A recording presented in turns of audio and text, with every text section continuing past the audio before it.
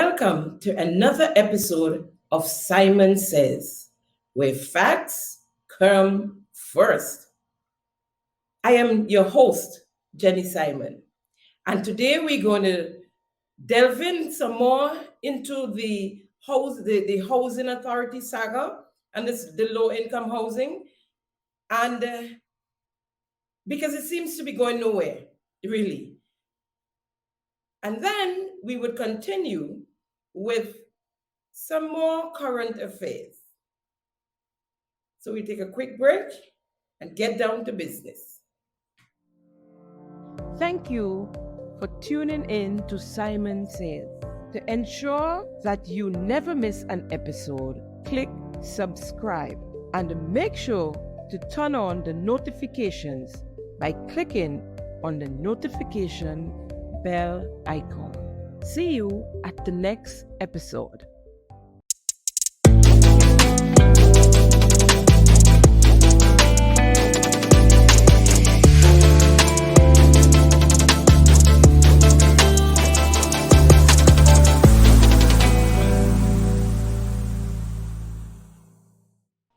The Grenada Housing Authority saga remains a huge issue on Ireland.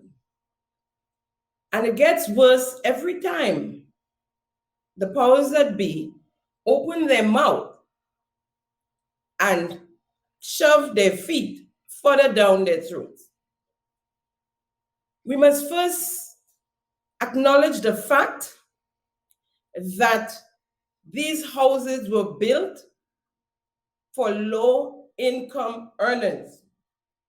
It was built for low income earners. It captioned low income housing. And so it started with the former NNP administration between 2003 and 2008, after the Hurricane Ivan, when most of our people lost their homes.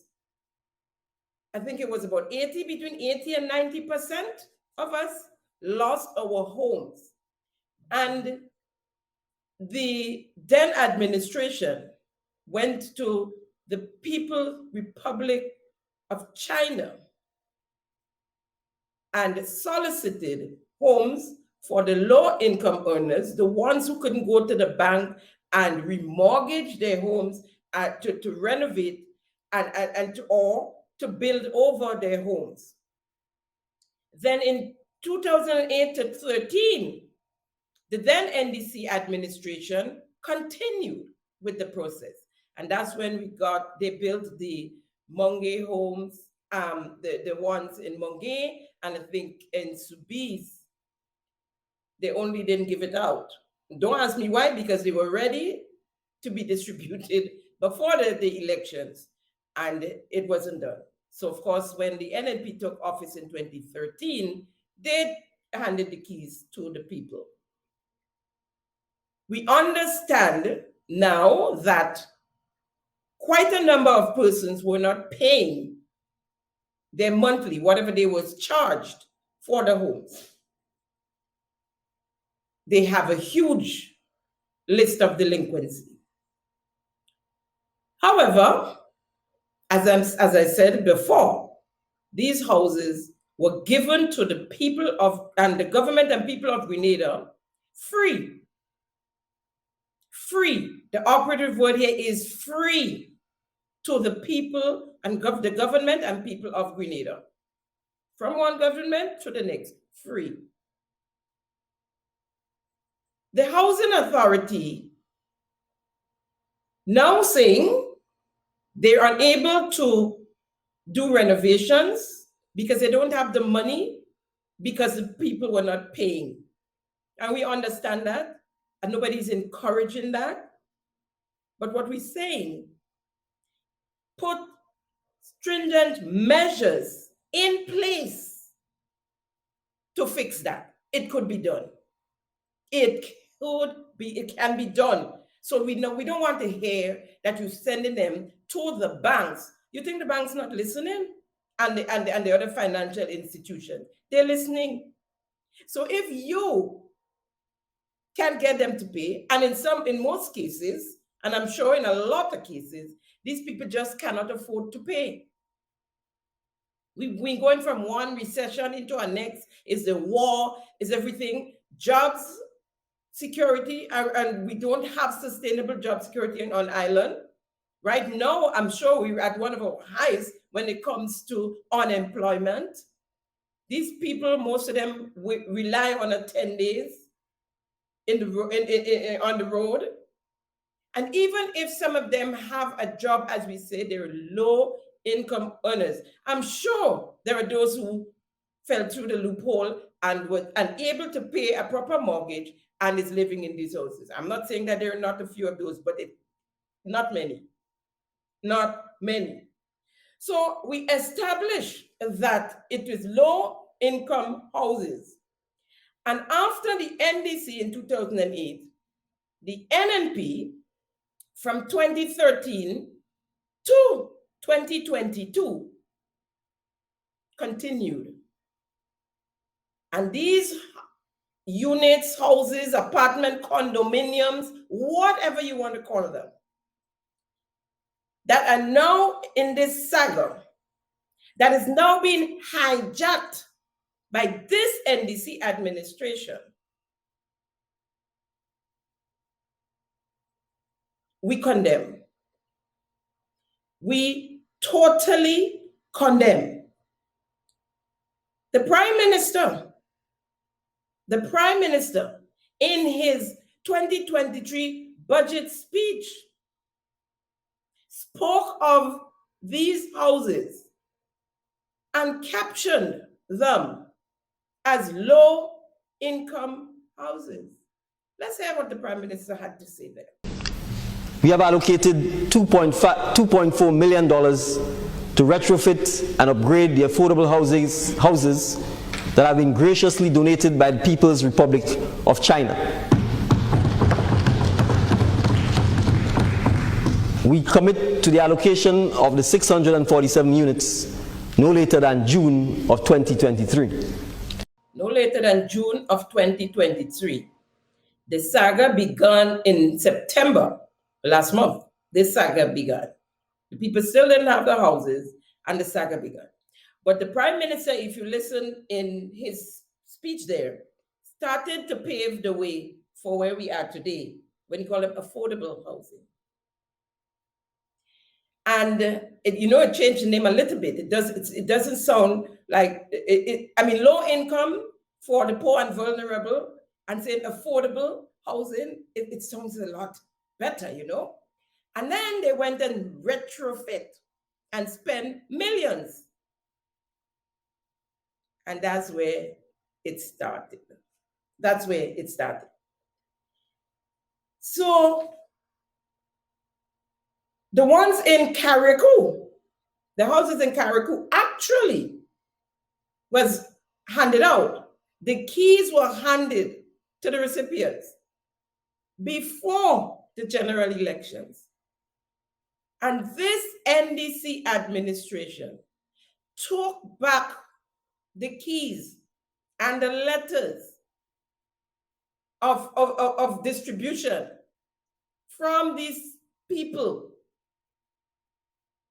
took it back and said something is always wrong with everything that was done before. So it wasn't done properly. Mind you, the Minister of Social Development is now sitting on the side of this government. And it was her that went to Carriacou together with the representative there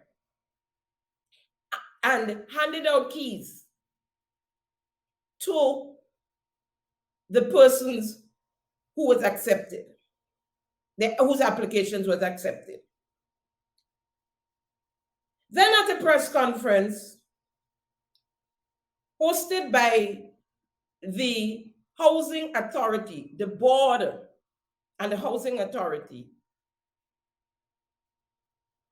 the chairman announced, and that was in September a few weeks ago, announced that the units, the houses, whatever you want to call them, the condominiums, they were not going to be given out to the applicants through the housing authority. And that these persons, when you receive your letter, would have to go to the banks or any financial institution, the credit unions, to access a mortgage to pay off the housing authority in totality for the apartments, the units, the houses. So they don't want to get involved in this thing where people are not paying anymore. They didn't have the balls and the guts to put things in place then, like they run out of balls and guts.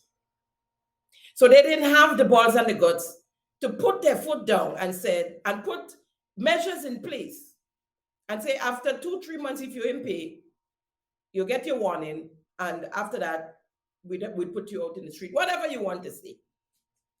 But make it so that they know they should pay. And if they have issues, of course, like you do with the bank, you can go in, discuss, they could work out a different payment plan or something for you. But they want the bank now to deal with that. So it's okay for them to owe the bank and not pay the bank, because when the bank take it back, it would be the bank. But if the housing authority throw them out in the street, then that's another story, isn't it? So let the bank deal with that. Let the bank deal with it. But the bank is stupid. The bankers are not stupid either.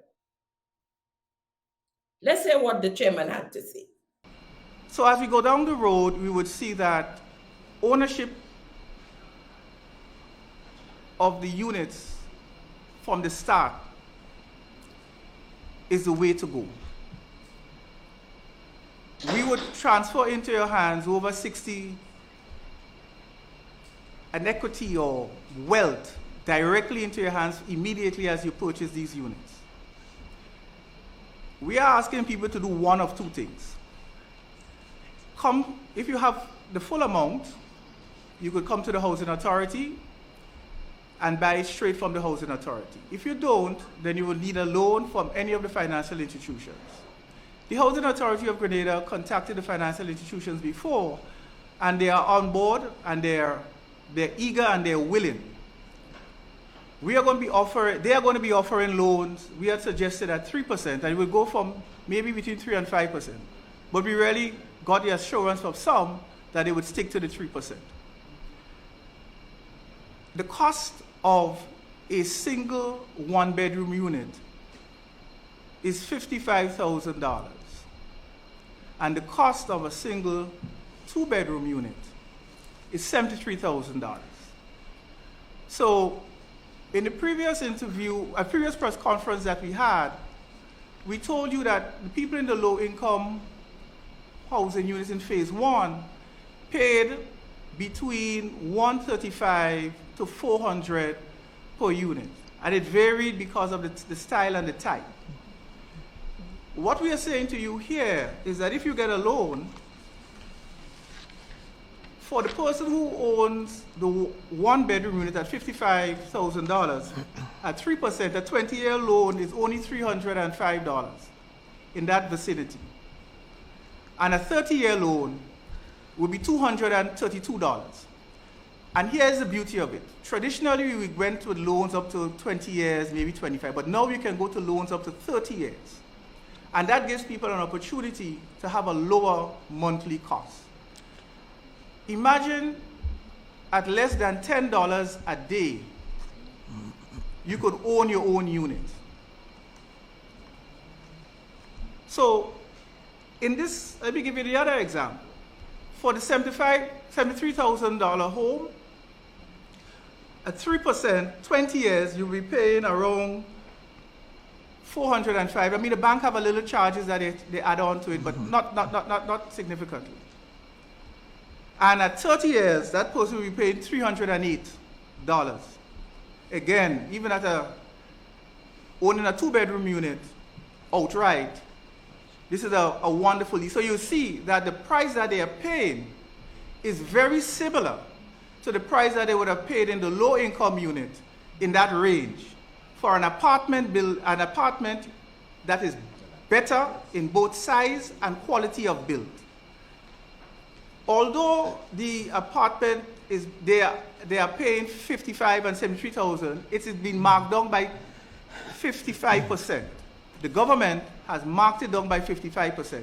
In the previous phase one, the information getting to us is that it was marked down by 50%.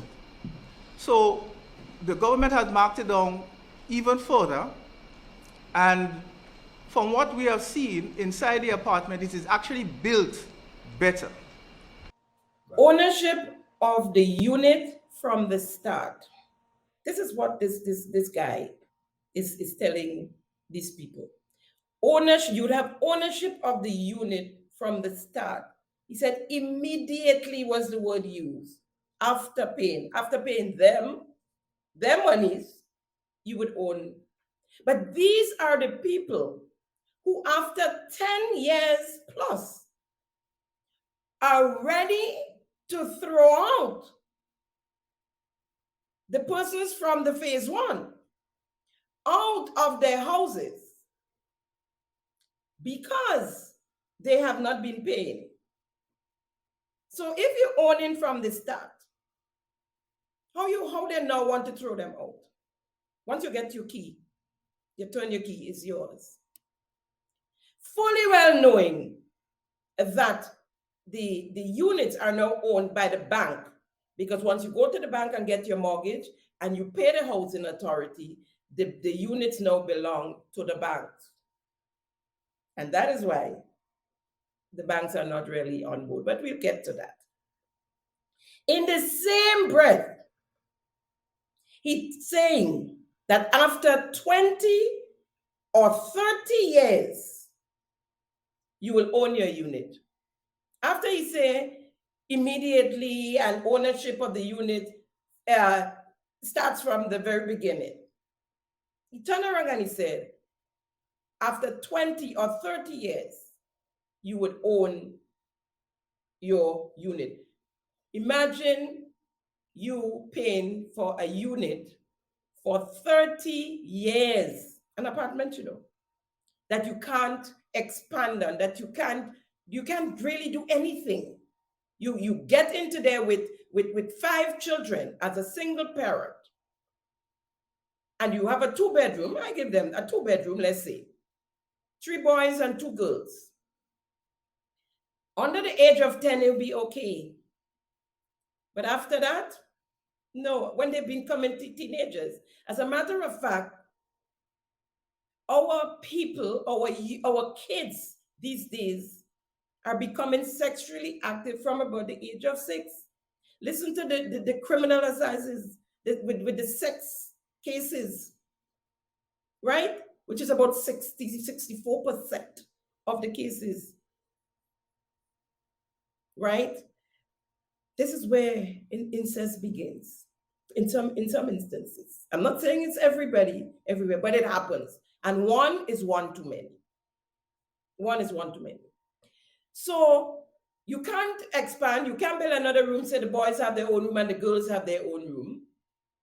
And you stuck with paying the bank for 30 years with your kids. And we know our culture.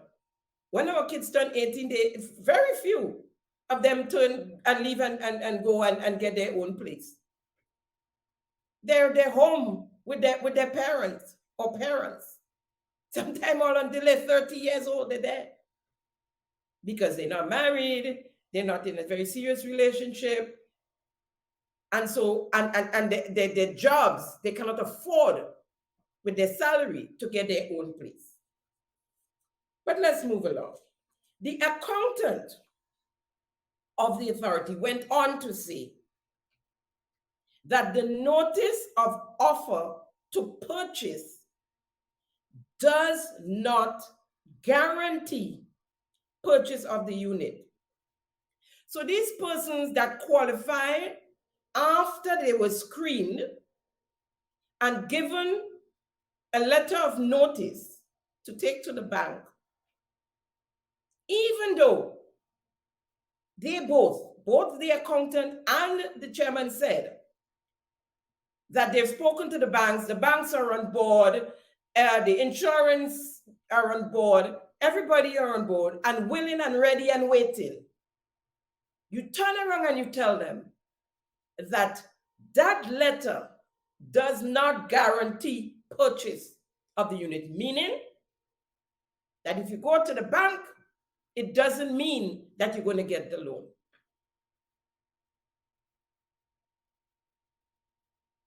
She then went on to say that a meeting was held with the authority, the financial institution, and the insurance brokers. And as I'm quoting here, they are all on board with the authority, and that the potential homeowner has nothing to worry about. Let's hear her. The financing. Selected applicants will be contacted by the authority to visit our office first to collect the notice of offer to purchase. The applicant will then be required to seek financing to confirm the purchase of the unit, or if they have the finance, they can arrange for direct purchase from HHE. I repeat, you will be required to seek financing to confirm the purchase of the unit, or you can arrange for direct purchase from HHE if your financing is available. So it means that collecting the notice of offer to purchase does not guarantee purchase of the unit. A meeting was held between the authority, the banks, and other financial institutions on September 22nd, 2023. Insurance brokers were also present, who were all on board with us with the financing process. So there is nothing for the potential homeowners to worry about. The banks are already on board. The credit unions are on board. The lending institutions and insurance brokers are already on board. We have received notification from some of these institutions that they would be providing low-cost interest rates ranging from between 3 and 5%. The loans will also be backed by and guaranteed by the Housing Authority of Grenada. So any loan that is issued by the financial institution will be guaranteed by the Housing Authority of Grenada. The insurance brokers have also expressed their interest in working with the providers of insurance to seek the most competitive rates for our prospective homeowners, because we will all agree that purchasing a home will also require you to get insurance. Direct purchase. Now, they're saying that if you have the 55,000 or the 73,000 without having to go to the bank, you can make direct purchase to the Housing Authority. Now, where would a low-income earner get 55 or have $55,000 or $73,000 sitting there somewhere that they can make direct purchase? Then they're not a low-income earner. I'm sorry. And if you have that kind of money sitting somewhere there, readily available, then what you would do or should do is go to the bank, use your monies as security, get a loan, buy a little piece of land somewhere cheap, and build your little thing on your own where you have your yard. You could do your vegetables, you could plant your flower garden, and you could expand when you're ready. Because you might make more children too. So you could put on a little room, one for the boys, one for the girls.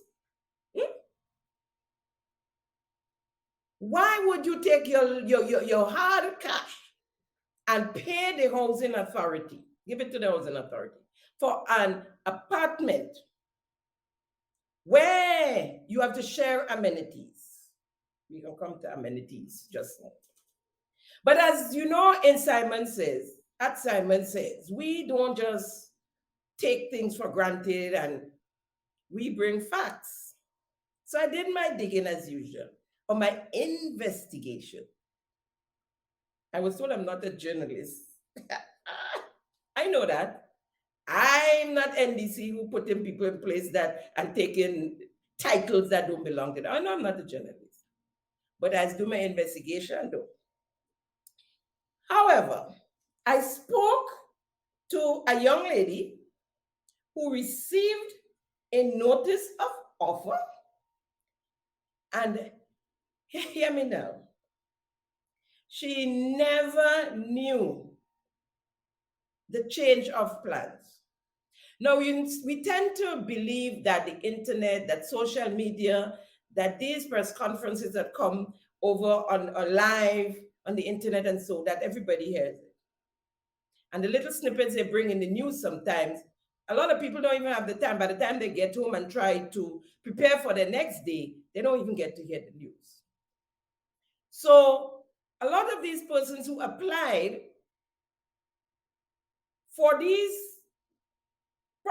units, thinking that they're going to get accepted by the housing authority, receive their keys, and start to pay them monthly. They have a next thing coming. They didn't know that they had to go to the bank, like the individual I spoke to here. Anyways, she went, she collected her letter of notice, and she took it to the bank.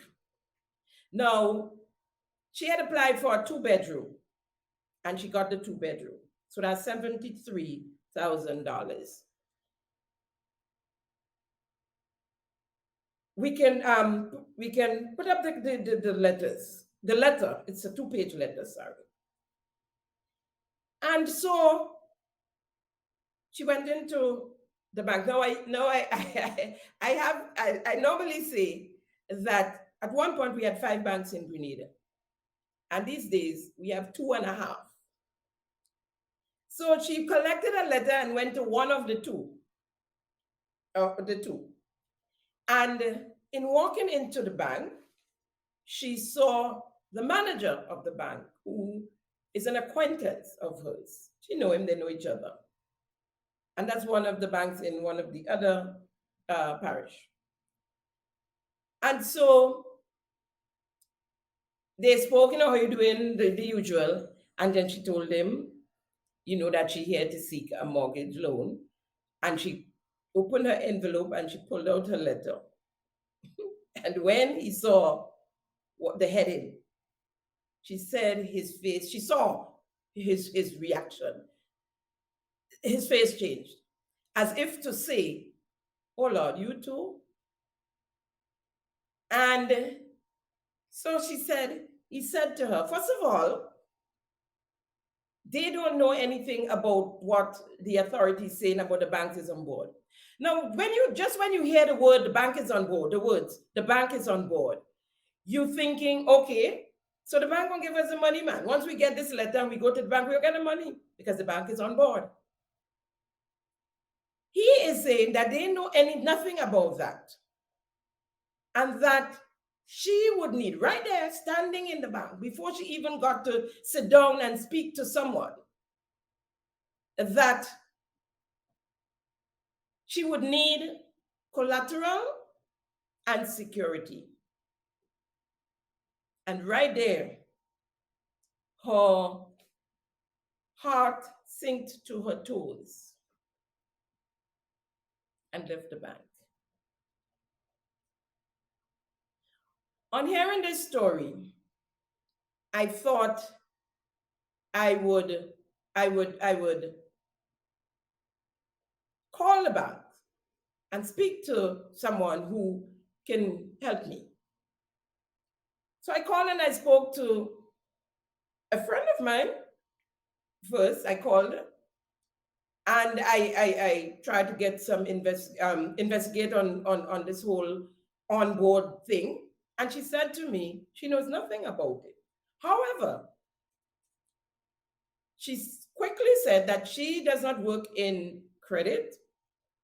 And so she might not have heard of it, but it's probably, something that they are doing. So I said, okay, never mind. I agree.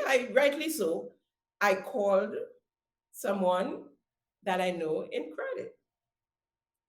And I asked her about the housing authority and the loan for the 55 and 73,000 and how are they dealing with it, the bank. And she said to me, what are you speaking about? So I went along and I explained, and she said, well, I don't know anything about that, but I'm in commercial credit, so I'll speak. And she's a senior member. Hi, supervisor.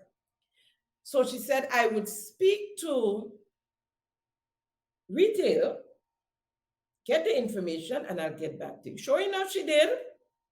And she said to me, Jenny, nobody seemed to know anything about this thing. But what I do know is that our bank don't give loans for apartments, for units like that, where you in between another, with on both sides, you have other units. And I mean, me being a small business owner and had a mortgage at one point, that I understand that. I understand that totally, right? And she said to me that even if we're going to give a loan by some circumstance that would, encourage that, it will not be for 30 years or even 20 years.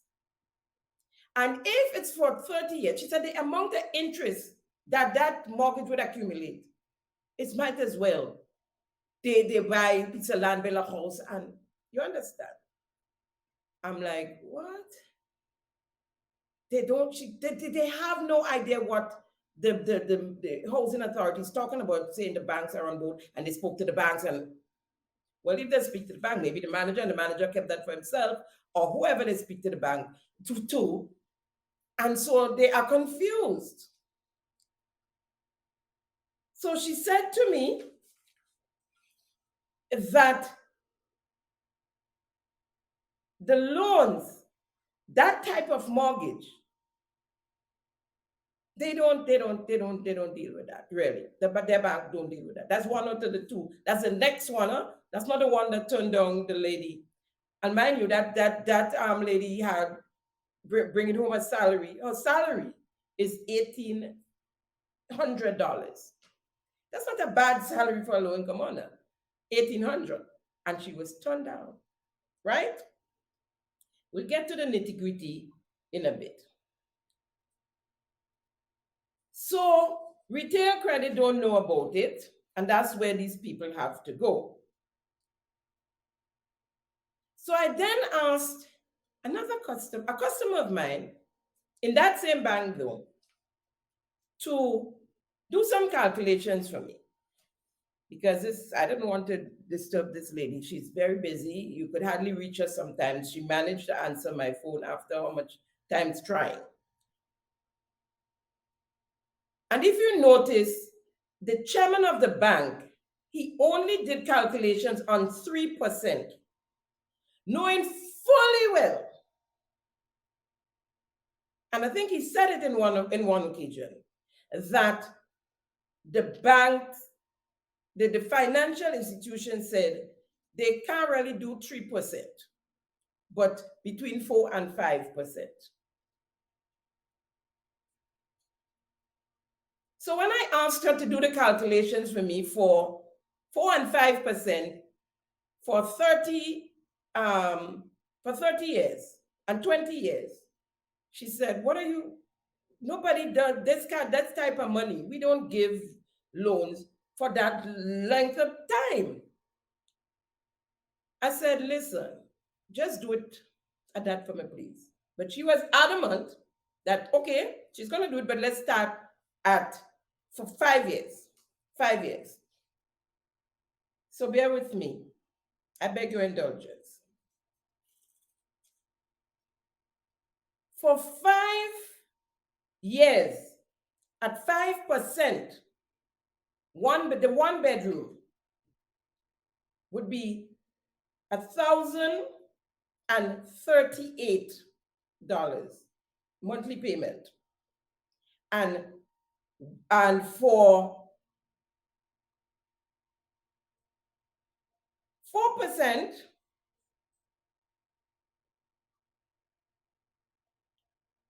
no, let me take that again. For 5 years at 4%, the one bedroom will be $1,013. Yeah? And the two bedroom at $1,345. That's $1,345. Now, this $1,300 kind of sounded like something I heard before. And then I remembered someone saying to me that they went to the credit union, one of the credit unions, and after they work out their payment, it came up to 13 something. And I said to myself, I said, are you sure? They said, yes. I said, that doesn't sound right, because the housing authority, the chairman said that no payment will be more than 400. And so I said, when I heard that, I said to myself, oh my. What had happened there is that the credit union would have worked out the payments according to the amount of years they probably just give for such a mortgage.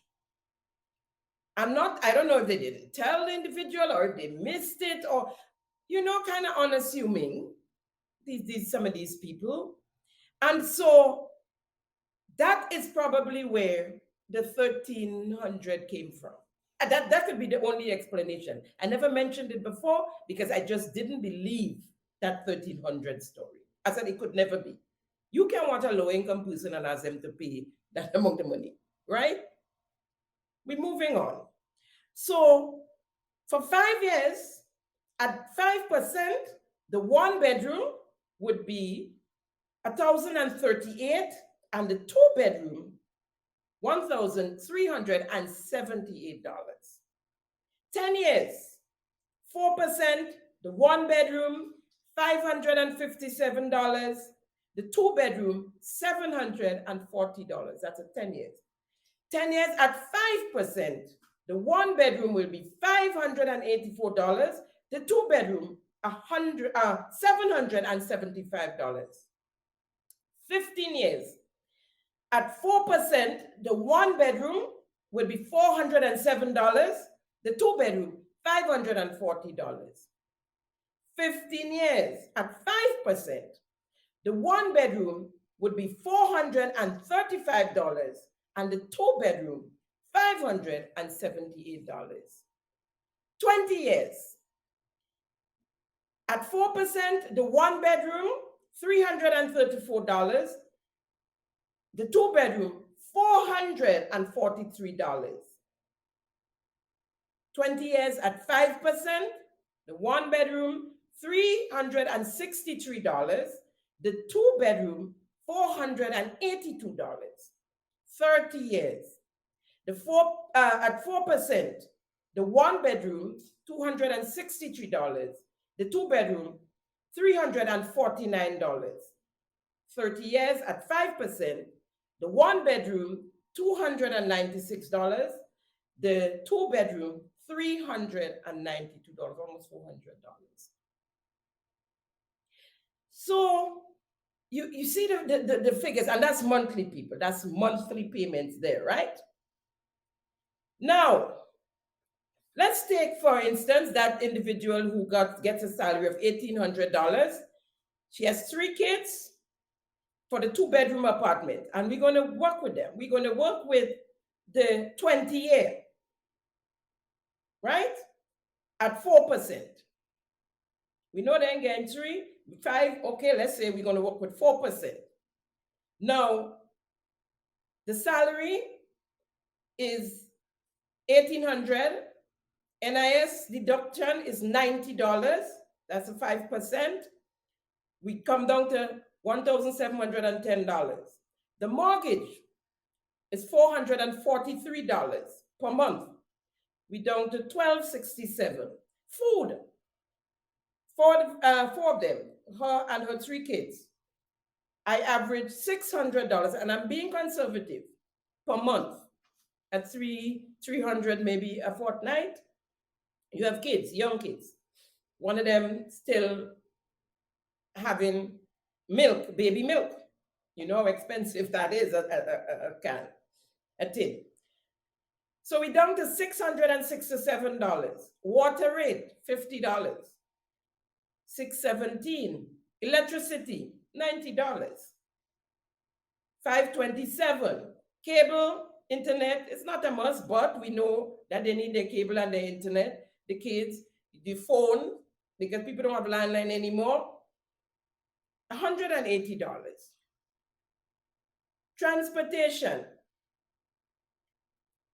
coming from St. David's, because that was the current housing, coming from St. David's to St. George's, calculated $220 a month transportation.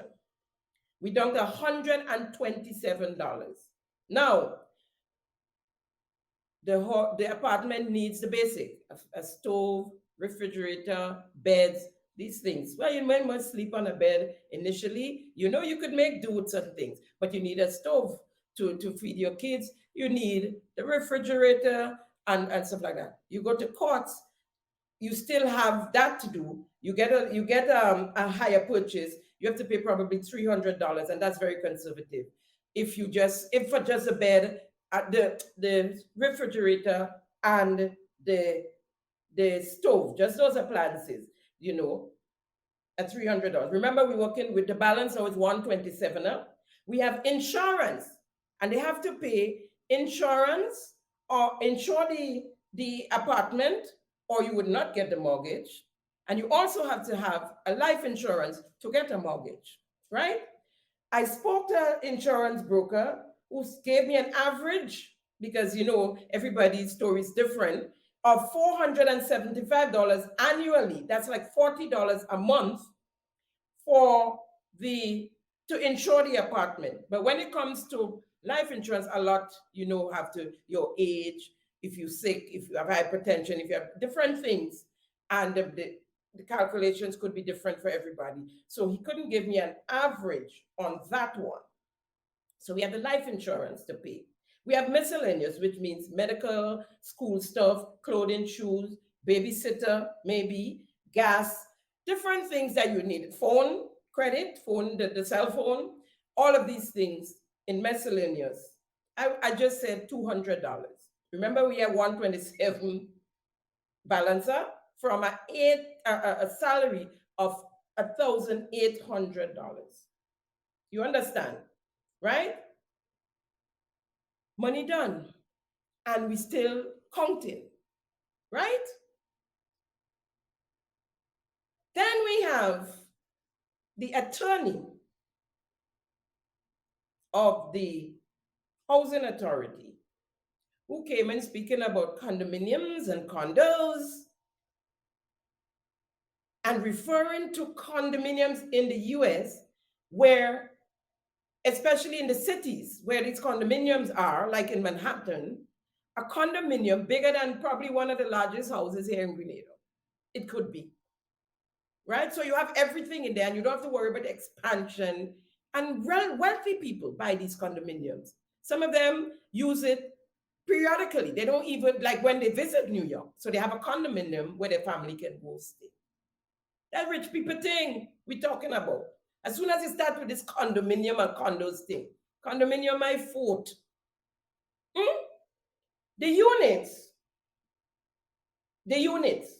we're talking about. Let's hear what the lawyer had to say. Good afternoon, all. And we have been speaking about the whole question of giving you a unit. And when we speak of a unit, we mean a condominium unit pursuant to the Condominium Act of Grenada, which came into effect since 1978, but has not really been used.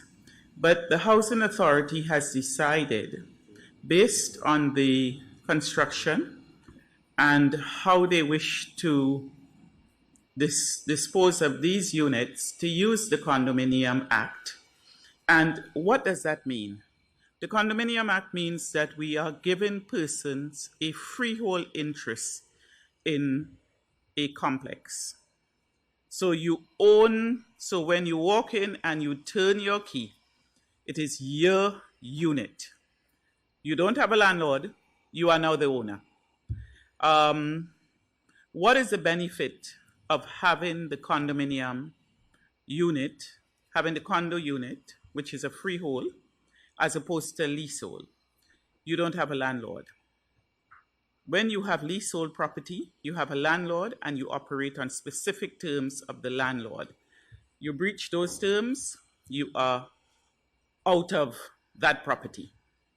The condo unit is a little bit different. So if I may just go into a little detail, it is an individually owned residential unit in a complex of buildings. The condo owners own their units but share common spaces and amenities. So in that regard, you will share your common spaces, and that will be governed by the homeowners association. She said, so when you walk in and turn your key, it is your unit. You are now the owner. This is the attorney speaking. That is deceptive. That is deceptive. In speaking to an ordinary person, that is deception. You do not own it, the bank owns it, and they can put you out of it. They can put you out in the street and sell it to someone else. It belongs to them, whatever financial institution decides that they're going to give you a loan. Right? So you're not the owner up until the 30 years that they're asking the financial institution to give you. 30 long years. And not forgetting that after 2 years, you have to do your own renovations on the inside. And after 3 years, on the outside. Right? The 3 years, the homeowners association would be taking care of that. And I'm assuming, and that's through the housing authority. So I'm assuming there's a fee you would have to pay to the homeowners association. Don't quote me on that one. I'm not sure. I'm just assuming, because where would they get the money? To upkeep the outside. Then a few days later, the chairman, after they held their press conference, the chairman of the board on a talk show program was giving advice to the institutions, the financial institution. I ain't gonna repeat that nonsense. Just let him speak it for himself. No, what we have asked the financial institutions is that please cater for persons who are self-employed, in that don't do the loans that they have to pay every month. You could probably change it up to every 3 months, every 4 months, twice a year, because when they get that lump sum, they can come in and pay. So we have asked them, I mean, it's up to the financial institution, but we have asked them, just as how NIS has gotten to the point where self-employed people paying NIS could come in and pay in chunks rather than every month. So that is on board. We have had 2 credit unions coming back to us immediately and saying, hey, you're going to get it under 5%. Probably closely around 4, under a little bit under 4%. So they're very close to what I'm talking about here. In the one that is $73,000, if you take it for 30 years, and they're willing to give 30 years, you will only pay at 3% $308 per month. Per month. Okay. All right? But even at 4%, you'll be able to pay about just around $400 or a little less than that. All right? Per month. So It depends on where you are. If you tell the financial institutions that I could only pay $350, they would decide with the interest rate how many years they could give you for that. It's not so hard. No, the others haven't come back to us yet, and we're waiting for NIS and the other regular banks and so forth to come back. But we know for sure you can get up to 30 years. We know for sure all they're asking you for, like couple of the credit unions, is your job letter. And you, just as how you fill out in the bank, what are your liabilities? In other words, what are your expenses for the month? Your budget. Your budget, Yeah. right? Some might ask you to join, and others might not ask you to join. They just get it straight off. Your budget? Listen, nonsense.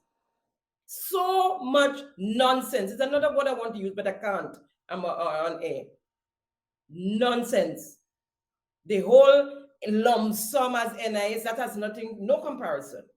That has nothing to do with it. And if as a low-income owner, you can't pay monthly, where you getting it to pay every 3 months? Where you finding it to pay every 3 months? Right? Then you heard him speaking about they came back immediately and said they can't do 3%. They could do under 5 or 4, or maybe a little under 4. Not true. They told you they can't do 3. It's between 4 and 5. That's it. That's a lie. Then he went on to speak about the amount and how they say they're going to give them 30. They agreed to 30 years.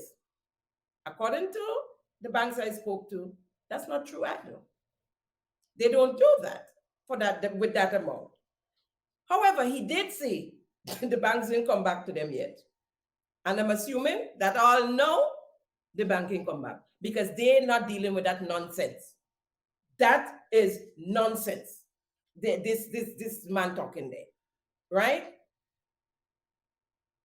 However, the chairman, in his own opinion, is agreeing with those of us who have been saying that we do not now have a low-income housing project anymore. And it is now middle income and probably up. Yeah, listen to him in this clip. Ultimately, with condominiums, there is a maintenance issue. Personally, I don't believe they work well in the lower income bracket. I think condominiums, when you look at it in the States and stuff, it works better in a higher income bracket because people know they have to pay maintenance costs. All right? Regardless of what you pay for the condominium. Story done.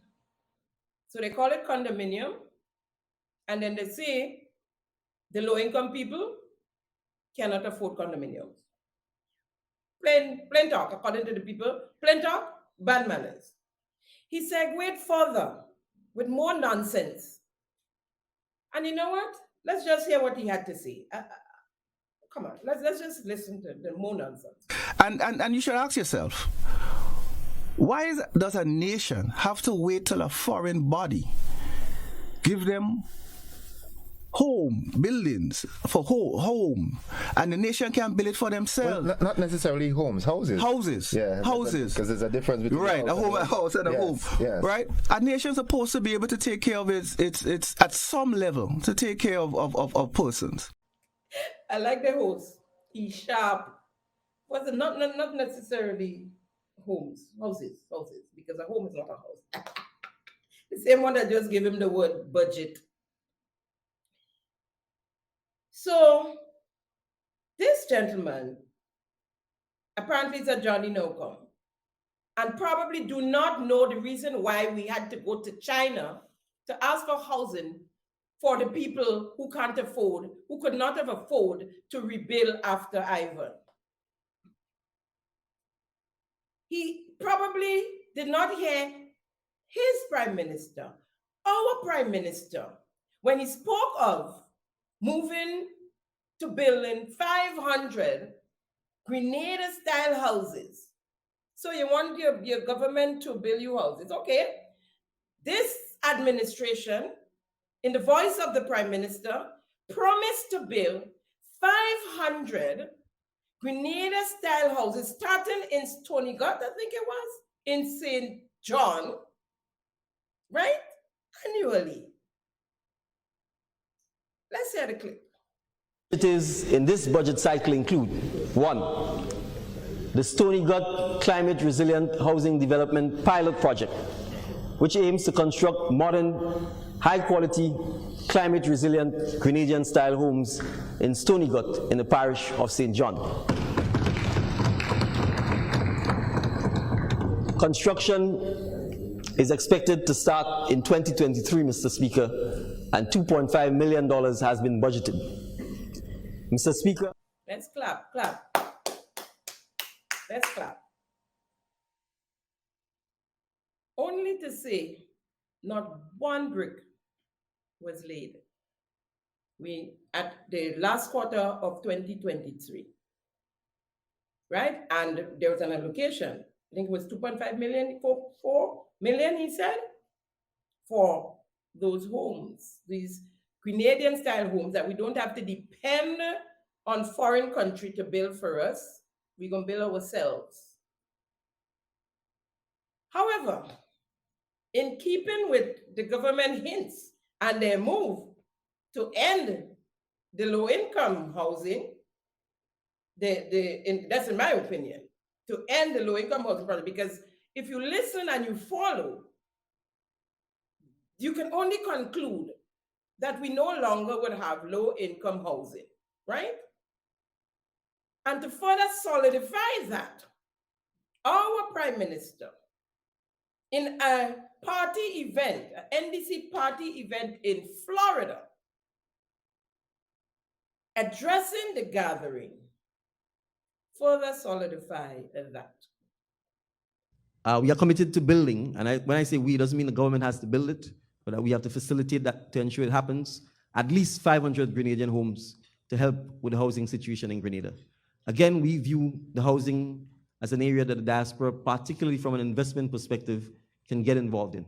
Because we know many of you who want to come home don't want to deal with the challenges of having to buy the land yourself, deal with the lawyers, deal with the banks, deal with the contractors, and construct the home. You'd prefer to actually have the home built so that you can simply walk in and buy the home.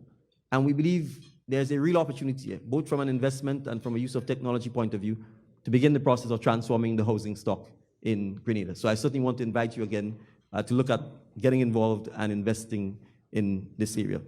Folks, what has happened with the low-income housing project? It's sad. It's very sad. And we have to find a way. We have to find a way to help these low-income persons.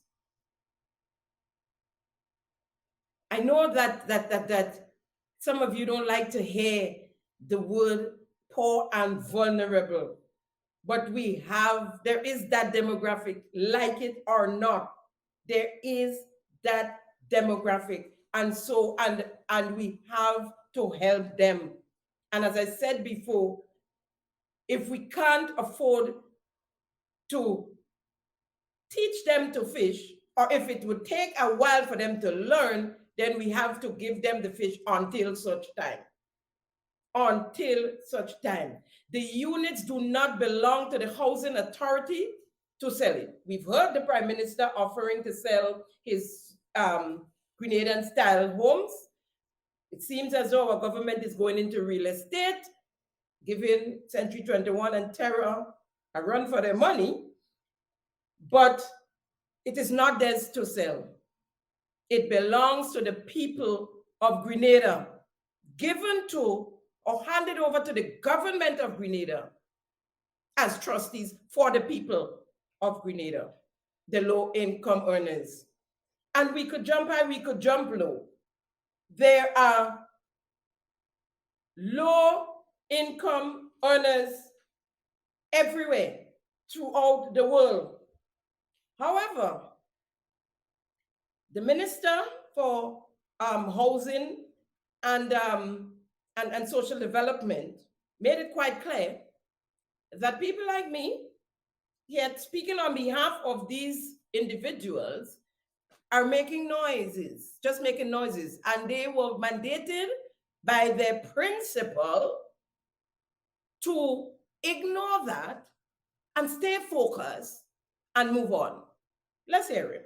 So what we're doing, I believe is the best thing for the country. I know there's quite a lot of noise out there, and those noises, they deliberate, and it is meant to distract, it is meant to derail us from where we are going. But we are mandated by our principal, who is the chairman of cabinet and prime minister, to keep focused on delivering what we have to deliver to the Grenadian people. And that is exactly what we're doing. Story done. Story done. But in the US, we have what they call welfare. Welfare. And welfare, let's give you a minute here. Let me get that definition for you. Right. And welfare is described as any federal or state government program that provides financial or other assistance for housing, food, and healthcare to individuals and families who meet specific guidelines, such as having a low to moderate income, is considered welfare. The great big America, who we all look up to. Welfare. In the UK, it's called Social Security. In Canada, it's called social services.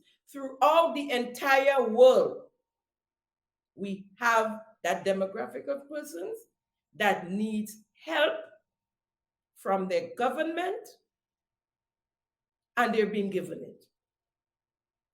I mean, we don't even go as far as they go in some of these countries, like the US and so.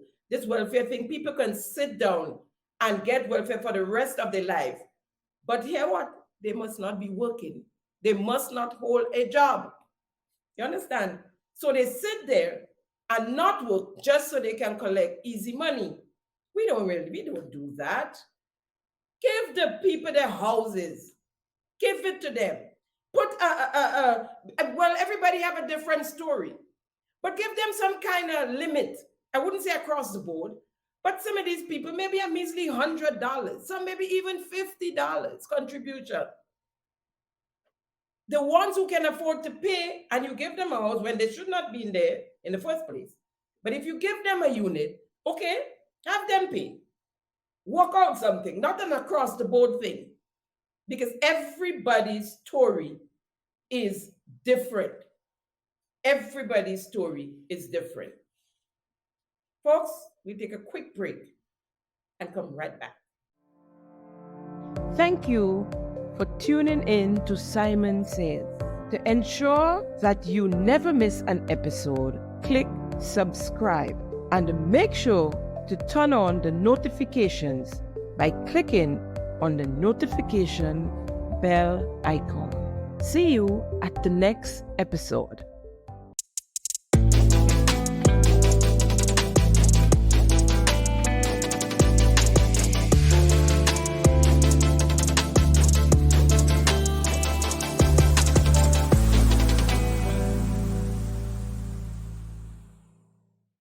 Welcome back.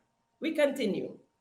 This is our Prime Minister, Honorable Deacon Mitchell, speaking on regularization of the workers within the public service. More so the government than its citizens. I have repeatedly said, if the task you are performing, if the job you are filling is a job that is always required by the entity that you work for, in this case, the government of Grenada, then there should be no issue of you being on a temporary or a fixed-term contract. Your employment should be permanent, your employment should be indefinite, and all of the benefits that comes with that should be attributed to your employment.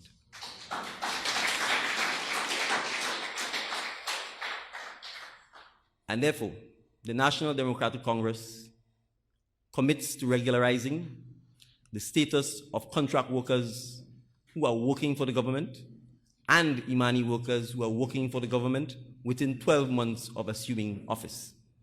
At my very first press conference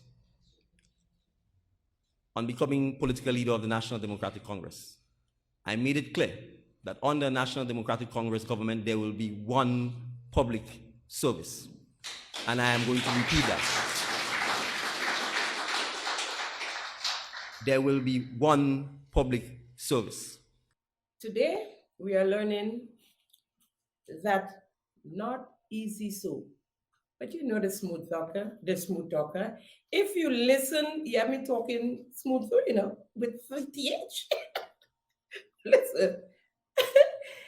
If you listen, and when you listen to this gentleman, and I give him that, whatever you're doing, you're cooking your food, you're leaving it on the fire and run down the road behind him, you know, because he is just good. But today, we're learning that not easy so. And so, let's hear the clip. There was a press conference, let me say, with the permanent secretary in the Department of Administration, DPA, and the Prime Minister on the topic of regularization. And let's hear what Ms. Marshall had to say, P.S. Marshall. And it is important for us to understand what we mean by regularization. Regularization for us is the process of correcting the anomalies in terms and conditions of engagement of workers through different options. And some of the options that we've considered is acting appointment, confirmation appointments, redeployment, reassignment of workload, post creation, and of course, capacity building to support new priorities that would support the transformation agenda. What we want to establish always, and from the time we've started sharing on the regularization, we recognized that the regularization really is not about moving all workers in the public service onto the current establishment. And that's something we think by now everybody understands. It is a process, and there's some criterias, and there's a lot of things that we need to consider as we progress through the regularization exercise. Okay, now that we established what regularization is and all the criteria, let's hear why it cannot be done. And I think we need to appreciate that this is really a significant issue that we have to marry the pension in relation to the regularization. Because I think looking at the current situation, we've been in numerous consultations on this exercise, and one of the things that have been reiterated is the fact that the current pension in its construct certainly is not sustainable. And if we're thinking about regularization, where we are looking at the optimal size of the public service, which would mean we are going to grow to allow for us to meet our demands, certainly the reform of the pension becomes a most critical issue that we need to address. So we are happy that the government saw the need for us to do the reform of the pension alongside with the regularization exercise. Not sustainable. That's all I'll say. Let's say the Prime Minister backing. The regularization is focused on the several hundreds, if not thousands, of other persons who do not have those things. And the point that I think P.S. Marshall was making is that in order to treat with that, we simply cannot take all of them and make them established public servants for the simple reason that it will bankrupt the government. It will not be sustainable. So the discussion, the partnership, the compromise has to essentially be how we improve the terms and conditions of these persons' employment as close as possible to that of established workers in a manner that is sustainable. And that involves a number of things. How we agree on a pension formula for them, for example. How we agree on the vacation, etc., etc., etc. This reminds me of a lady. I saw a clip with a lady in a town hall, addressing the Prime Minister. And she was, sir, if you go down the road, sir. And I have to say, it was so funny. Every now and again, I remember it and I just laugh. So I have to say to the Prime Minister, sir, you didn't know that, sir, when you was campaigning, sir, and tell the people that you want one public service, NDC going to make one public service, and that there would be no contract workers. You didn't know that, sir? And added to that, I like the movement. And added to that, you had your members of your team going along with the propaganda. Listen to Mr. Cornwall. An NDC government will put an end to contract workers in the public service as soon as it takes office. There is no need for a parallel public service in Grenada. All workers will be given permanent status. All workers will be given permanent status. And in 12 months, we in what? 9? We are 9 months? 10? We're in 10. Yeah, we're in the 10th month. Labor. By now, you guys must know how I feel about persons placed in within the public service without merit, getting big jobs without merit, and the qualification and the experience to do so. Right? I came across a release recently, and I have to get it on my phone to read it for you. Right? And it's captioned, Miss Connie Andrew McQuilkin, a visionary leader for the position of Deputy Labor Commissioner. So we see the exciting there already. I said, a visionary leader. What I remind you of? Our infamous press secretary's letter like this, right? Let's go. I never heard of her before. At the time, it didn't ring. They didn't ring a bell. And on investigating, I realized who she is. And I know of her from the last GUT elections. She ran for president of the GUT and got beaten by Mr. Jude Bartholomew, who holds that position. I am not sure if that is what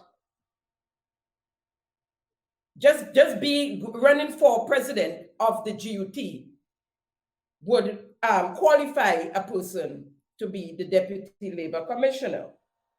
No, the visionary leader, that dressing, as I said, piqued my interest, remembering the theater arts permanent press secretary who, and I quote, had a wealth of experience in communications added to her CV. No. Here it is.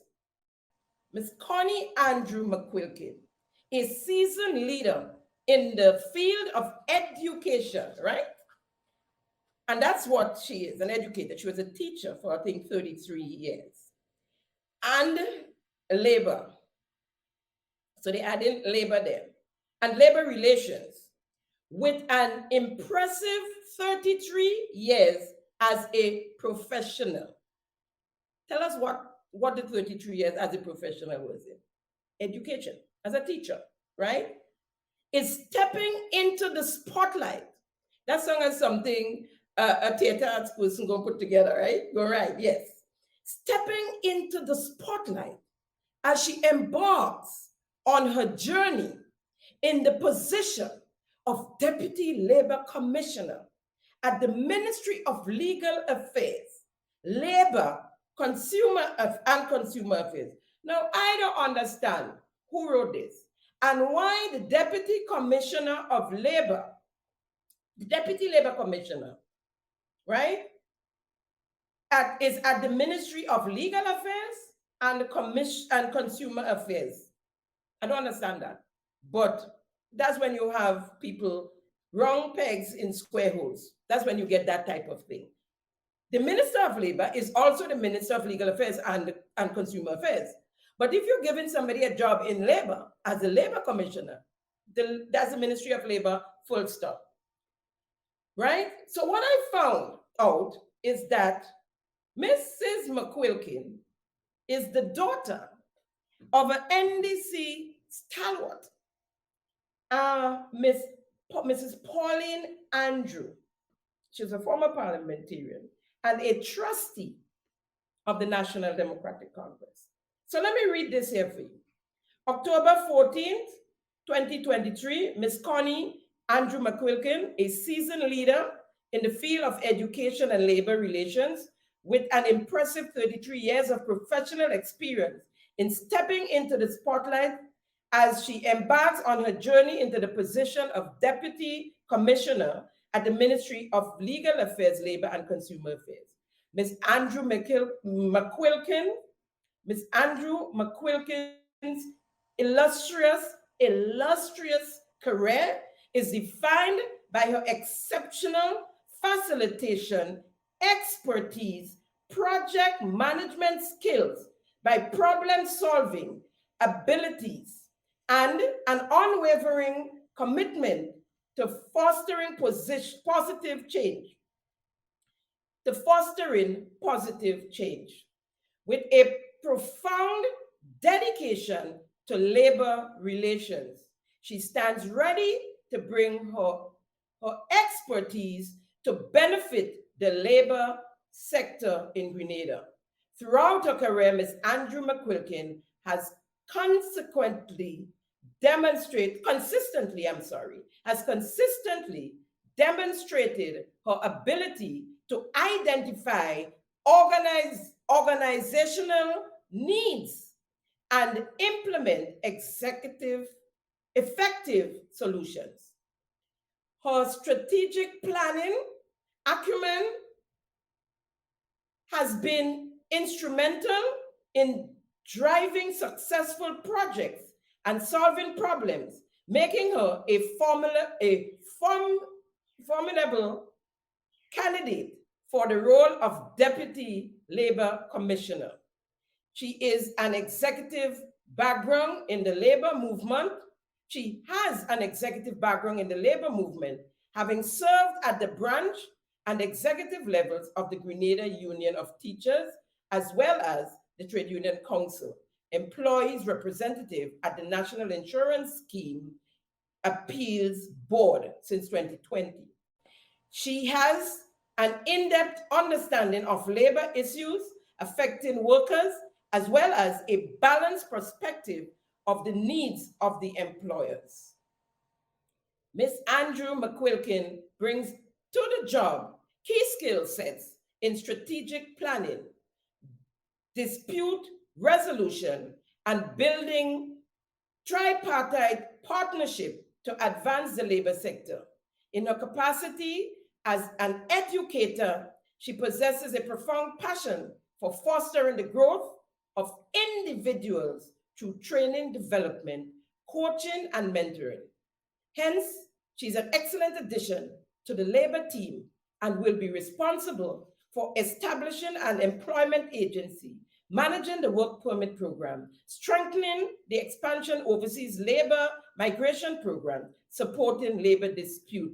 And it goes on and on and on. It's quite long and just lots of nice fancy words, lots of dressing for this lady. Up to now, we haven't heard what the qualification is in labor, in labor.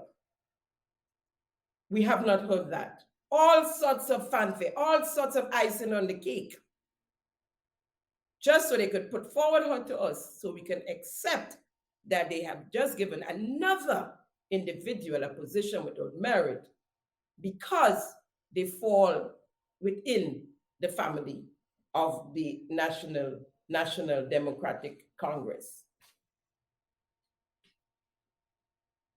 And so with that, I'm going to kind of bring you back up to speed with some of these people that have been placed in positions, and that's why we are where we are today. And we complain that we're not getting productivity, nothing happening, we don't know what happened, because they can't do the jobs.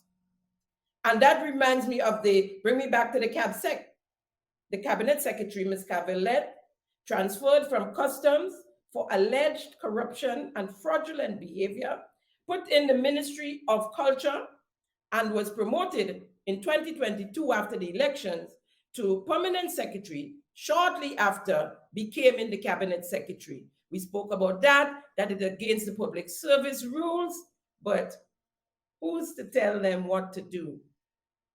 They're doing what they want, it's changed, they're doing things differently. Then there was Miss Carleen McQuilkin, another McQuilkin, don't get mixed up. Now permanent secretary in the Prime Minister's ministry, the Prime Minister's office, was the senior administrative officer, the SAO, in the Ministry of Youth, Sports and Culture, stood up against the minister when he wanted to do certain things, and she didn't sign off on it. He asked to have her removed. She was removed and put down in education. Immediately after that, she was brought up to the Prime Minister's office and made permanent secretary in his office.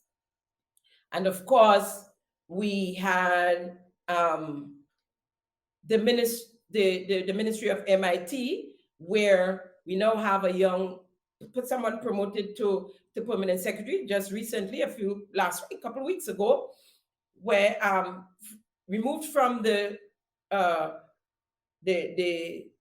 desk of the the scholarship desk, and brought over to the Ministry of MIT, and now is the permanent secretary in that ministry. I spoke about that last week, where she is, or 2 weeks ago, where she is the first cousin of the minister of MIT.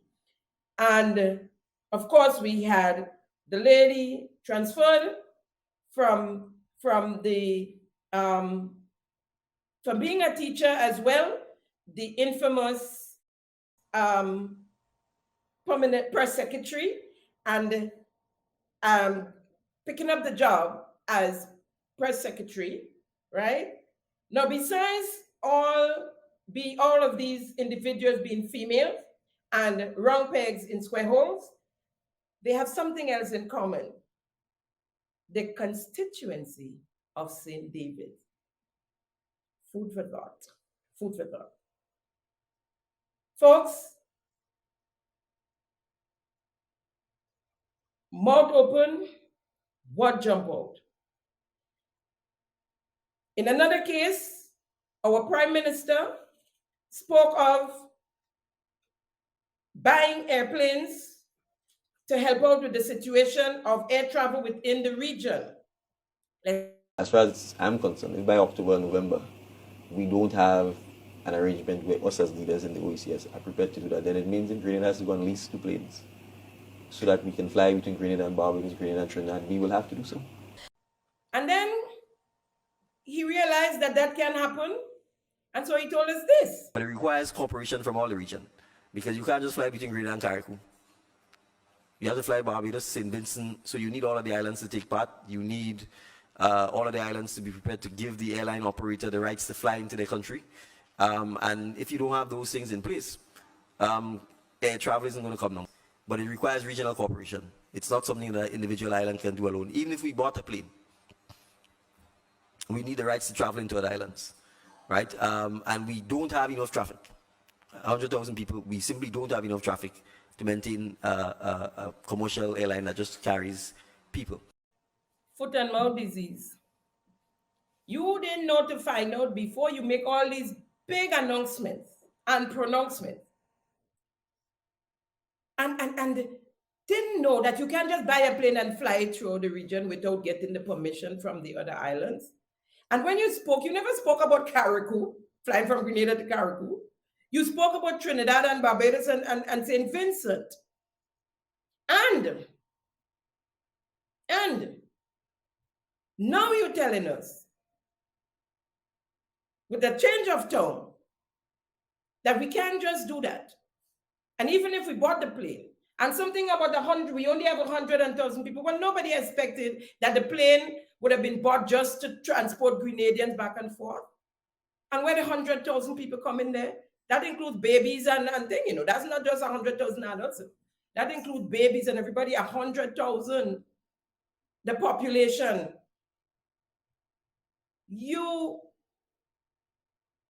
My mother used to say, show off is an expensive thing, a very expensive thing.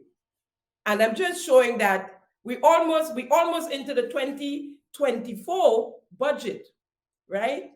And and heading into the second year of the NDC in office, when all these pronouncements were made and all this fancy smooth talk was made, right? Folks, as I wrap up, I just have a question for the Minister of MIT. The question is, what's going on with the traffic light? Months ago, we were told that it was supposed to commence in, was it May or June? We'll hear from him in the clip. And so we want to know, I mean, I'm not anxious for the traffic light there because I know it's not going to help with the traffic, especially in the south of the island. It's not going to help. We are like 40,000 cars more on island since the last traffic light. The roads have not gotten wider. More vehicles park alongside the way. A lot of more people driving, and it's not going to help. It's going to worsen it. But however, you spend the money, they're standing there. When are you going to turn on these lights? Let's hear what he had to say. And the wiring and the fiber optics have already been run. So basically, we're looking at next week to start the road markings. And we are looking at May, the month of May, to complete the installation of the lights. So yes, the lights should be up by June, up and running. Folks, that's a wrap on today's episode of Simon Says, keeping them honest. Thank you for joining us for another episode of Simon Says, where facts come first. See you next week, same time, same place, for another episode of Simon Says. It's always a pleasure conversing with you. Enjoy your holiday and have a great week. See you next time, same place. Bye. Thank you for tuning in to Simon Says. To ensure that you never miss an episode, click subscribe and make sure to turn on the notifications by clicking on the notification bell icon. See you at the next episode.